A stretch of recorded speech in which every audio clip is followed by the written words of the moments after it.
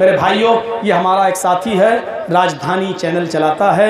आप YouTube पर राजधानी चैनल के नाम पर जब सर्च करेंगे तो आपको वो मिल जाएगा।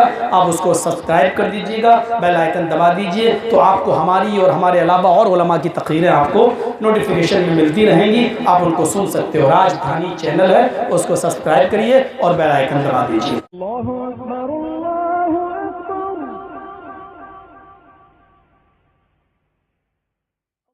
राइट हैंड में, सीधे हाथ में हम तो तहज्जुद पढ़ते थे, नमाजें पढ़ते थे, रोजे रखते थे। फरिश्ता जब नामे अमाल बांटते हुए मौलवी जर्जीज के पास आएगा या हम जैसे दूसरे मौलवियों के पास से गुजरेगा, और जैसी हम जैसे लोग दाहिना हाथ बढ़ाएंगे, फरिश्ता खींच लेगा अपना अमाल नामा, कहेगा उल्टा हाथ बढ़ाओ। हैं? क्यों? मैं नहीं जानता। हमारे रब ने तुम्हारे उल्टे हाथ में नामे अमाल देने के लिए कहा है।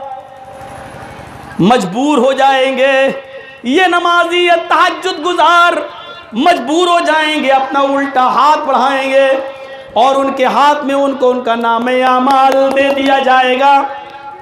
जब उनको उनके उल्टे हाथ में नामे अमाल मिलेगा तो वो पलटेंगे, ये बुराई, ये बुराई, ये बुराई, ये बुराई, एक एक वर्ग पढ़ेंगे, गुनाह ही गुनाह लिखे हैं। एक भी नमाज नहीं लिखी, एक भी रोजा नहीं लिखा, एक भी ज़कात नहीं लिखी, एक भी फर्ज इबादत, एक भी रोजा, कुछ नहीं। वो एक एक पन्ना उलटते जाएंगे, पढ़ते जाएंगे, देखते जाएंगे, सब गुनाह से भरा पड़ा है। जब पूरी किताब पढ़ लेंगे, पूरा नामे अमाल पढ़ लेंगे, अपनी किताब बंद करके चीख बैठे पढ़ेंगे, अपने नजरों को आसमान पे डालेंगे, अल्लाह को पुकार कर बोलेंगे आईना हसनाती या रब्बल आलमीन।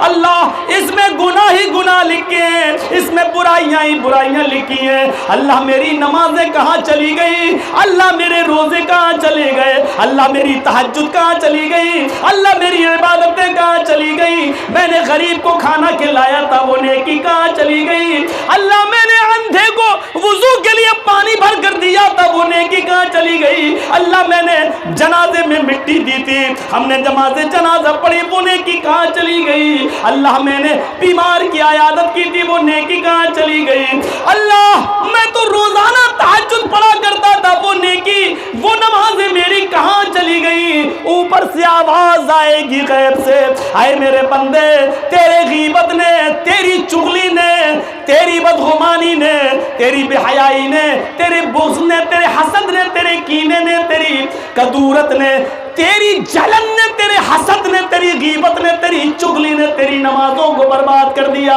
तेरे रोज़ों को ख़त्म कर दिया, तेरी इबादतों को जला दिया। मेरे पास अब तेरी कोई इबादत नहीं है सिवाय गुनाहों के। यह आवाज़ आएगी कि तेरी गीबत ने, तेरी चुगली ने, तेरी जासूसी ने, तेरे हसद ने, तेरे कीने ने, तेरे बुग़्ज़ ने, तेरी दुश्मनी ने तेरी नेकियों को चाट लिया। हम हैं कहाँ? क्या सोचे बैठे हैं? चले गए, अल्लाह अकबर, सलाम अलैकुम रहमतुल्लाह, सलाम, मिल गया सवाब, बन गए जन्नती। अब तो तुम्हें मौलवी जर्जीज का बाप भी नहीं रोक पाएगा जन्नत में जाने से। बहुत बड़ा नेक काम करके आए हो, अल्लाह पर बहुत बड़ा एहसान करके आए हो, नमाज पढ़ के। नमाज सिर्फ नमाज पढ़ लेना काफ़ी नहीं है, नमाज पढ़ना ज़रूरी है, लेकिन नमाज तो इंसान को बुराइयों से रोकती है। लेकिन नमाज पढ़ने के बाद भी बुराइयां ना छूटे तो आप कहां? हम किधर हैं? क्या सोचते हैं हम? हजरत उमर ने इतना कहा, पेड़ चढ़ गए दीवार छा, उसने क्या कहा? अमीरुल मोमिनीन, कुरान मना करता है जासूसी से और आपने जासूसी की, पहले अपनी इस्लाह। अमीर माविया, अमीर माविया का नाम कौन नहीं जानता? उनकी बीवी अपने घर में किसी मेहमान का आना पसंद नहीं करती थी। बड़ा दिलचस्प वाकया है, सुनो, बड़ी हंसी आएगी आपको। उनकी बीवी पसंद नहीं करती थी कि कोई मेहमान मेरे घर में आए, और एक बार अमीर माविया के घर में मेहमान आ गया। अमीर माविया ने उसको बाहर का कमरा दे दिया, लोटा पानी सब अंदर रख दिया, चटाई वटाई। उनकी बीवी बोली, ये कितने दिन रहेंगे? शौहर ने कहा तुम्हें कोई परेशानी? कहा नहीं, पूछ रही हूँ कितने दिन रहेंगे? सुबह उठना पड़ेगा, नाश्ता वाश्ता बनाना पड़ेगा। कहा देखो मेहमान का हक 3 दिन तक तो है, 3 दिन तक तो हम उसको रोक भी नहीं सकते, भगा भी नहीं सकते। 3 दिन तक तो वो वैसे भी रह सकता है, और 3 दिन में भी अगर उसका काम नहीं हुआ तो क्या मैं उसको भगा दूंगा? तो हमारा मेहमान है। उनकी बीवी शौहर से तो कुछ नहीं बोली, लेकिन दिल में ठान लिया कि आज रात में इसकी कोई कमी निकाल कर इसको घर से भगवाऊंगी आज। अब रात में कमी कैसी निकालेगी? जासूसी करेगी तभी ना कमी निकलेगी। अब उनकी बीवी ने देखा मेरे शौहर सो गए, तो उठी और कहती हैं देखें कुछ लड़े झगड़े, ये बदतमीजी से कुछ बोल दे, कुछ तो करें, इसको भगाओ, ये 3 दिन से ज़्यादा रुक गया तो आफत धरी, मैं कहाँ खाना आना बनाती फिरूंगी सबके लिए। तो जैसी दरवाजे तक गई तो आवाज़ आने लगी, हैं कान लगाया दरवाजे पर, तो वो घर में जो मेहमान था वो बड़ा बेहुदा गाना गा रहा था, गंदा गाना। उस ज़माने में जो इश्किया गाने चलते थे वो गाना गा रहा है। आजकल जैसे गाने चलते हैं ना, उस ज़माने के गाने आज के भी ज़माने से बुरे थे। आज तो फिर भी तहजीब है, तेरी आँखें झुकी झुकी और क्या क्या चलता है आजकल, गंदे भी चलते हैं बेहुदा। वो बड़े गंदे गाना गा रहा था। अमीर माविया की बीवी ने सुना, कहती मिल गया पॉइंट, देखो कैसे गंदे गाने गा रहा है। भागी जल्दी से अपने शौहर को उठाया, उठ उठ उठ। वो उड़े हूँ, क्या है क्या है, इधर आओ इधर आओ, क्या चलो तो क्या चलते चलो, क्या है, कान लगाओ। भी चौंक गए, अरे ये तो बड़ा गंदा गाना गा रहा। अब उन्होंने चिल्लाया नहीं उसके ऊपर, मेहमान के ऊपर, अपनी बीवी को पकड़ा, इधर आ इधर आ, लेट इधर, चल बिस्तर पे लाए, लेट। उसको नहीं भगाएंगे? कहा नहीं, कितना गंदा गाना गा रहा है, तो तुम पे तुम्हारा क्या जा रहा है? अरे ऐसे मेहमान को घर में रखें, तुझे निकाल दूंगा, मेहमान को नहीं। मुझे क्यों निकालेंगे?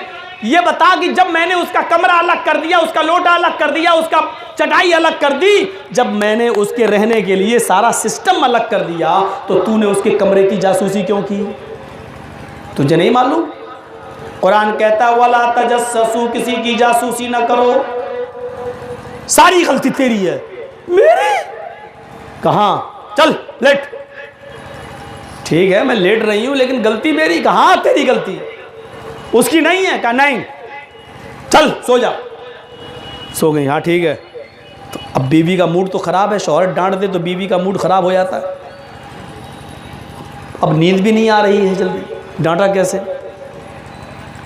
और अमीर माविया सोच रहे हैं ये सो जाए तब मैं समझाने जाऊं अपने मेहमान को कि देखो ये अच्छी बात नहीं है, इसके सामने समझाऊं तो मेहमान बेचारा समझेगा मेरी इंसल्ट कर रहे हैं ये देखो, तो अकेले में समझाऊं। अब ये देर में सो रही, बहरहाल इसको नींद आ गई देर में, और बार बार झांक के देख रहे हैं सोई कि नहीं सोई। जब जनरेटर चलने लगा नाक का, समझ गए कि अब गई, हो गया क्रियाक्रम, चली गई। अब तब उठे चुपके से और मेहमान के कमरे की तरफ बढ़ते हैं, तो सोचते हैं कि एक बार और कान लगा के सुन लूं, अगर गाना गा रहा होगा तो दरवाज़ा खटखटाऊं फिर अंदर जाऊं, और अगर सो गया होगा बेचारा तो फिर सोने किस उठाऊं क्यों, फिर सुबह उठेगा तब उसको समझा दूंगा, अभी रात क्यों ख़राब करूं। तो एक बार और कान लगाया, तो अब जब कान लगाया अमीर माविया ने, तो अब वही मेहमान जो अभी कुछ देर पहले गाना गा रहा था, अमीर माविया ने जब दोबारा कान लगाया तो अब वो कुरान की तिलावत कर रहा है। अमीर माविया कहते हैं अभी तो गाना गा रहा था, अब ये कुरान पढ़ रहा है और बड़ी अच्छी आवाज में कुरान पढ़ रहा है। अब अमीर माविया भागते हुए गए, अपनी बीवी को उठाए, उठ। वो कर उठी, क्या है? उठा रहे हो? सुबह तुम्हारे मेहमान को नाश्ता बनाना है, उठा रहे हो? अरे उठ इधर। कहा क्या है? इधर तो उठ। उठी, क्या है? चल। कहाँ? अरे कमरे में क्यों ले आ रहे हो, जासूसी करना तो मना है ना, क्यों जा रहे हो? कान लगा। मैं क्यों लगाऊं कान? अरे लगा ना, आपने तो कहा कि जासूसी नहीं करना चाहिए। अबे कर, लगा। देख ये तुम्हारा मेहमान बड़ा बहरूपिया है, अभी गाना गा रहा था इतना गंदा, और अब कुरान पढ़ रहा है? घर में कमरे में लाए, कहने लगी अमीर माविया की बीवी, तुमने जासूसी क्यों की? हाय हाय हाय, जवाब सुनो। अमीर माविया ने कहा मेरी बीवी, मैं उसको समझाने के लिए जा रहा था, तुम्हारे सोने का मैंने इंतजार किया। जब मैं उसको समझाने के लिए जा रहा था, मैंने सोचा देखूं सोया तो नहीं है। कान लगा कर जब मैंने सुना तो वो कुरान पढ़ रहा था।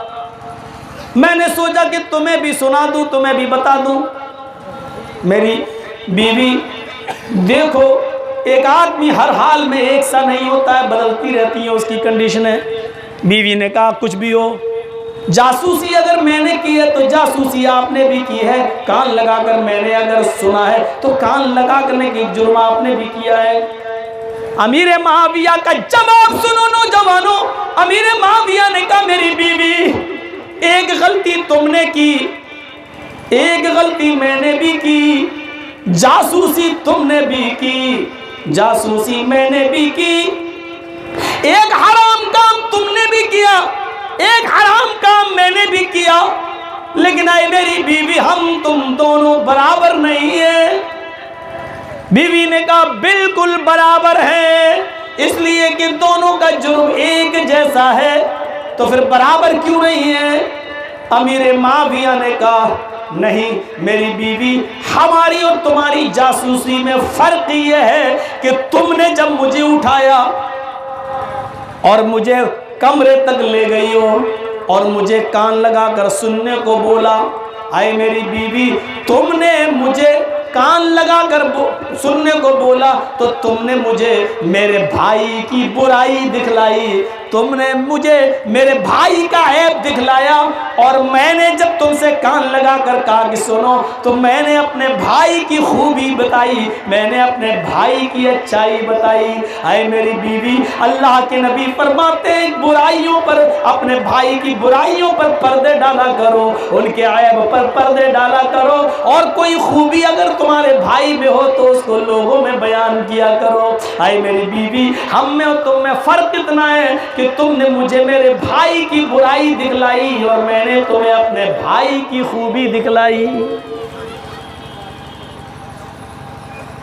ये है कितना बुरा लोग जाना करते थे जासूसी।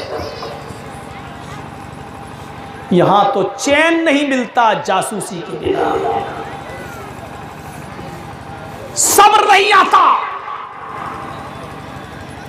और सुनो मेरे भाइयों, दो चीजें आपके सामने रख दी मैंने, दो चीजें, किसी की बदगुमानी नहीं करो, वला तजस्ससू, और जासूसी ना करो। तीसरी चीज पर मैं आ रहा हूं, गौर से सुनना, वला यग़्तब बअज़ुकुम बअज़ा अयुहिब्बु अहदुकुम अन याकुला लहमा अख़ीहि मैतन फ़करिहतुमूहु, और तुम में से कोई किसी की गीबत ना करे, पीठ के पीछे कोई किसी की बुराई ना करे।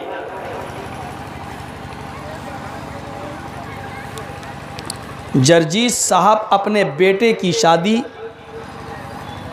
किसी लड़की से करना चाहते हैं,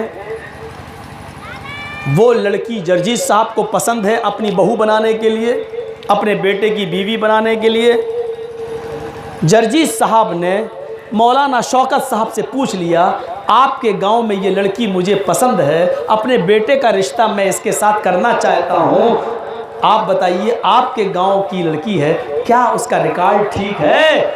मौलाना शौकत साहब ने क्या किया, इनके लड़के का रिश्ता उस लड़की के साथ लगा था, किसी बात पर हट गया, लड़की वाले ने मना कर दिया, शौकत साहब हम आपके बेटे से अपनी बेटी का निकाह नहीं कर सकते, मजबूरी है। शौकत साहब ने सोचा अच्छा उसकी लड़की से शादी कर रहे हैं, हाँ।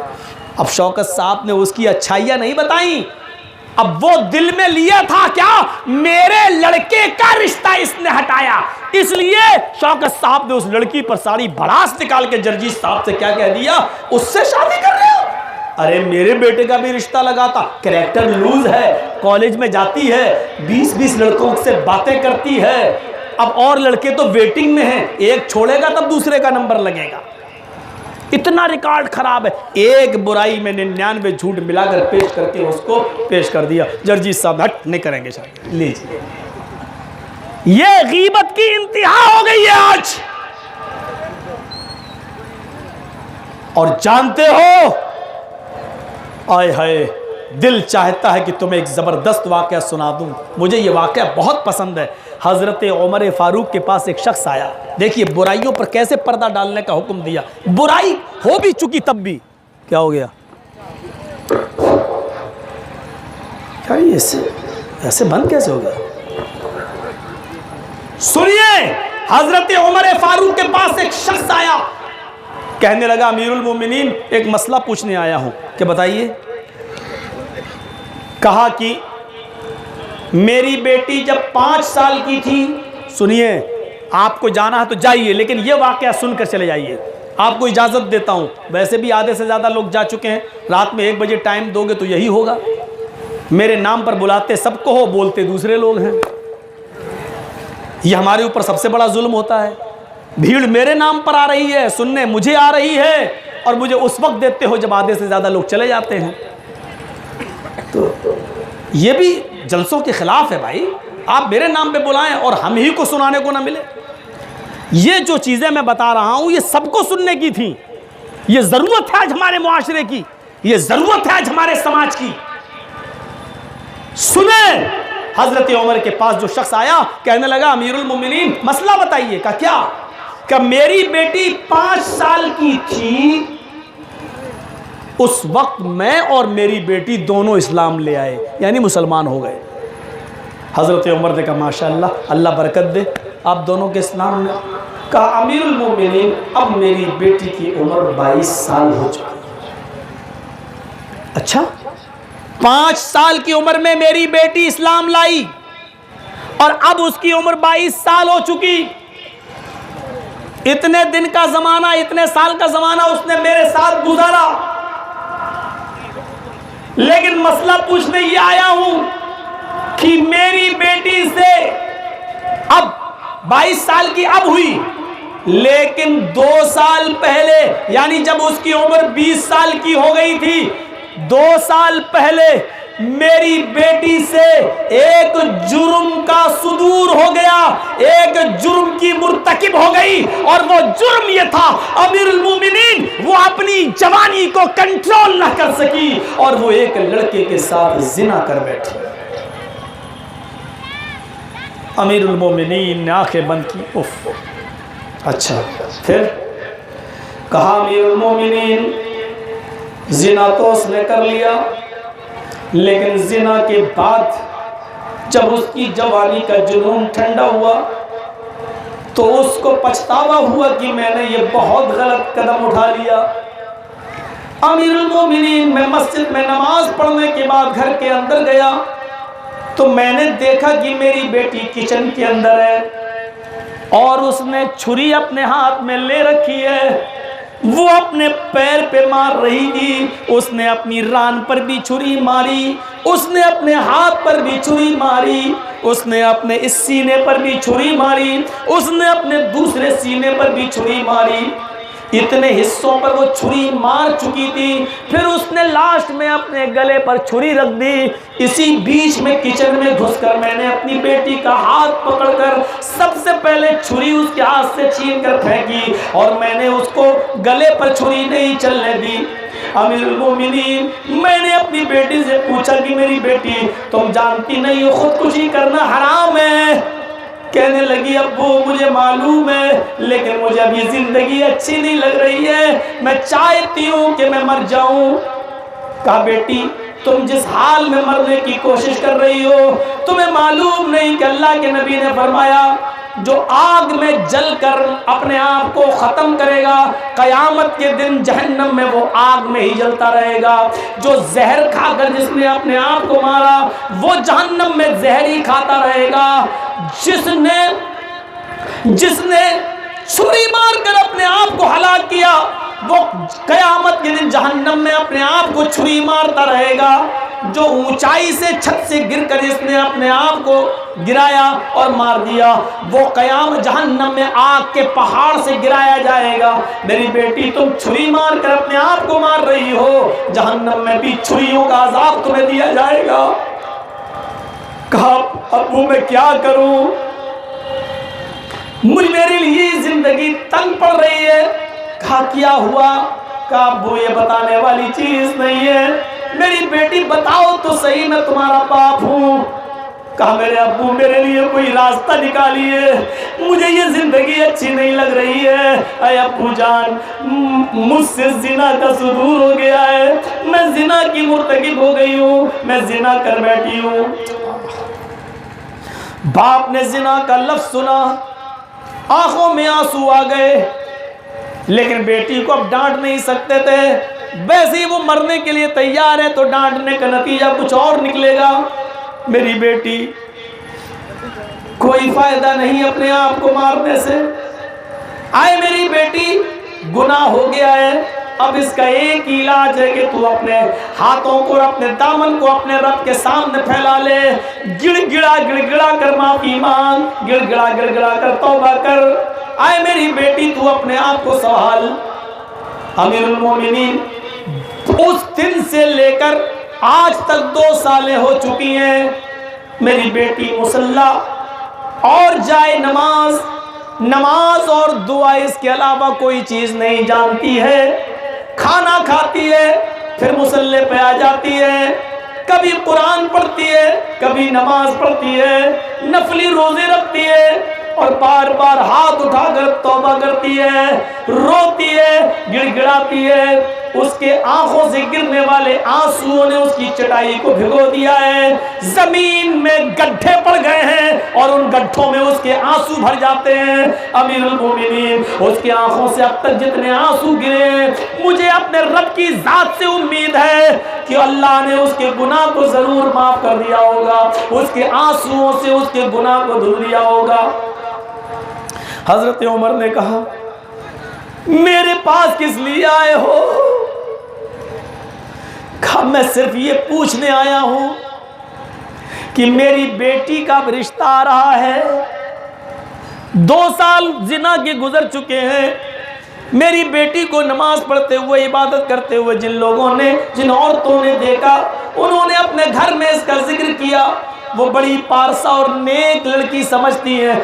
एक लड़के का पैगाम आया मेरे घर, वो बड़ा दीनदार है, बड़ा नेक है। वो कहता है कि हम आपकी दीनदार और नेक लड़की से शादी करना चाहते हैं।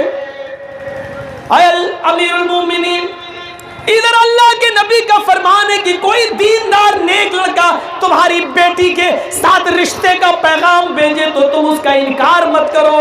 फज़व्विजूहु अपनी बेटी का निकाह उसके साथ कर दो। इल्ला तफ़अलू तकुन फितनतुन फिल अर्द अगर तुमने उस दीनदार लड़के को निराश लौटा दिया, उस नमाजी और दीनदार लड़के का पैगाम तुमने रिजेक्ट कर दिया तो दुनिया में फितना फैलेगा और फसाद तुम देखोगे। अल्लाह अमीरुल मोमिनीन ये हदीस कहती है कि उस दीनदार लड़के का रिश्ता और पैगाम मैं न लौटाऊं। तो कहा तो तुमसे किसने कहा लौटा दो, शादी क्यों नहीं कर देते? कहा अमीरुल मोमिनीन यही तो पूछने आया हूं। उस दीनदार लड़के को मैं छोड़ना नहीं चाहता, उसको अपना दामाद बनाना चाहता हूं और अपनी बेटी से उसका रिश्ता करना चाहता हूं। लेकिन प्रॉब्लम यह है कि मेरी बेटी जो 2 साल पहले जिना कर चुकी है, वो जिना वाली बात मैं उस नौजवान को बताऊं या ना बताऊं? अमीरुल मोमिनीन अगर मैं ये कह दूं कि मेरी बेटी से जिना हो चुका है, एक बार वो जिना कर चुकी है, देखो अगर मैं सच सच उस लड़के को बता दूं और धोखा न दूं, तो अगर सच बता दिया तो डर लगता है कि वो लड़का जिना का नाम सुनकर कहीं मेरी बेटी के पैगाम को ठुकरा न दे, मेरी बेटी के रिश्ते को ठुकरा न दे, क्योंकि वो बड़ा दीनदार है। जिना का लफ्ज सुनते ही कहीं वो बितक न जाए और मैं दीनदार लड़के से महरूम न हो जाऊं। और अगर नहीं बताऊं और चुपके से अपनी बेटी का निकाह उसके साथ कर दूं ना बताऊं और चुपके से उस अपनी बेटी की शादी उसके साथ कर दूं, तो डरता हूं इस बात से कि कयामत के दिन अल्लाह मुझसे सवाल न कर ले कि जब तेरी बेटी से जिना हुआ और तुझे मालूम था तो फिर तूने एक नौजवान को धोखा क्यों दिया, उसको तूने जिना की हुई लड़की क्यों दे दी, उस नौजवान की दीनदारी से तूने खिलवाड़ क्यों किया, मुझे डर लगता है, मैं क्या करूं। हाय कितना आसान लफ्ज सुन लिया है ना, जिना कितना गंदा काम है, लेकिन हजरत उमर का जवाब देखो इस पर। फरमाया इधर आ, तूने अभी खुद कहा कि वो 2 साल से तौबा कर रही है कि हाँ, तूने अभी मुझसे खुद कहा कि वो इतना रोई कि उसके आंसू से जमीन में गड्ढे पड़ गए। हाँ, तूने अभी मुझे खुद बताया कि चटाई तक आंसुओं से तर हो जाती है। हाँ, तो आए मेरे भाई, क्या तूने कुरान नहीं पढ़ा?